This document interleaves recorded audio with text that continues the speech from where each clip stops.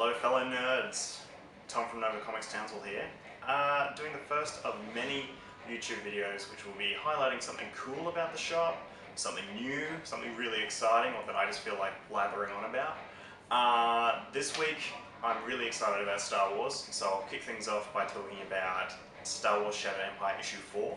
Now this is the latest issue of the series which is filling in the gaps between Return of the Jedi and The Force Awakens. Focusing in particular on the parents of Force Awakens character Poe Dameron, who is the pilot played by Oscar Isaac. Now we know next to nothing about anyone in The Force Awakens just yet, but this goes a little into his backstory by focusing on his parents. You don't see too much of him, but his parents are pretty cool. I mean, flying alongside Princess Leia, fighting with Lando or Chewie. It's very exciting stuff to see, like the seeds of a new character, taking shape in the Star Wars universe. Really happy that Marvel are doing these Star Wars books. That's all I can really say about it. I mean, they've been a great read. I can't wait to reread them again in trade.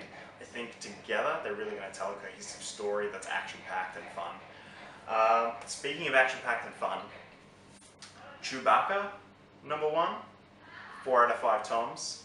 Definitely going to fill that Wookiee-sized hole in your life. If you're into Star Wars goodness and you particularly enjoy the art of Phil Noto, like I know I did on Black Widow, what's not to love? This is the book for you, definitely. If you love Chewie, you love nice art, and you love a bit of Star Wars action, definitely check it out. It's a strong start to what looks like a really fun mini. Keeping in the Marvel spirit of things in issue 1s, now Marvel is in the middle of their latest relaunch. Very exciting. We're in our 3rd week now of new titles coming out. One of the bigger titles, ironically, Ant-Man. Great read. Loved it. Now, I read the last series start to finish and I absolutely adored it. I mean, every issue had a great joke, or a great action moment, and it had a lot of heart too. It really played up the fact that Scott was a lovable loser. I couldn't recommend it enough. If you haven't picked up the trade yet, it's here. Come and check it out. It's great. Now this #1 is again a solid start. I mean, first 3 pages I was already laughing. So much fun. I can't wait to see where it goes, and I really hope they keep up this idea of Scott reforming third-rate villains to work for a security company, because I think that, anything where you've got lame characters like Grizzly and they're getting their time to shine is a winner. Definitely filling in that Thunderbolts hole in my life.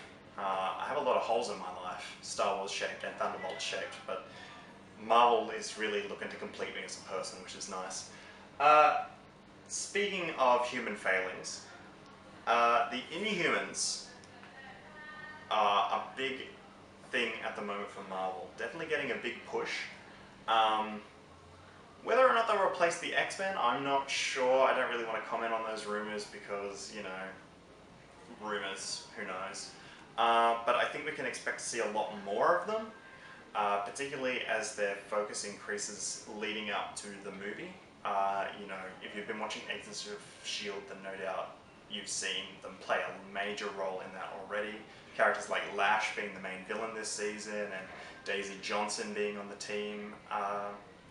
It should be an interesting direction regardless. I haven't, truth be told, I had a chance to check out this issue yet, but it looks really promising. I'm particularly intrigued by Beast and the Human Torch joining the team. Seeding in some more popular characters in with the lesser known Inhumans is probably a great move on Marvel's behalf to get people reading the book. I can't wait to pick this up and see where it goes. An Inhuman ongoing, who would have thought, 5 years ago, if you told me, I would have believed you, but I wouldn't have thought it'd be any good.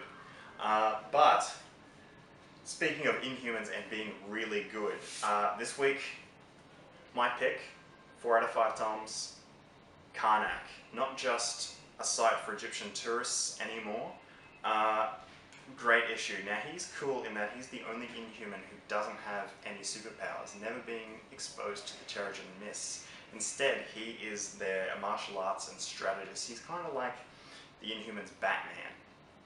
Now, it's written by Warren Ellis, so right off the bat you should know that I'm a big Warren Ellis fanboy. I love Transmetropolitan. I could read that cover to cover all day. Spider Jerusalem is my jam. Now, whether Warren Ellis just has a talent for writing rather, bald men with wicked tattoos, I'm not sure, but this is a strong but slow start to what I think is going to be a really great series. I mean, any character that can slice a bullet in half with his fingers is cool in my book. Definitely check that out. That's on stand now. Karnak #1. I can't recommend it enough. I really loved it. It's really captured my imagination. Like, I don't know, I can't say since Warren Ellis's Moon Knight, I guess. Like a character that I had no real knowledge of prior to the latest series. It's just grabbed me. It really has. Check it out. Well, this has been the first YouTube video. If you're in Townsville this week, we're doing a special Halloween event. Come on down on Saturday night, we're having trivia. There'll be prizes for best costume, prizes for the biggest nerd who knows the most. I really think it's going to be a fun night. Come along, I'll be in costume, Kat will be in costume, it's going to be good. I hope to see you there.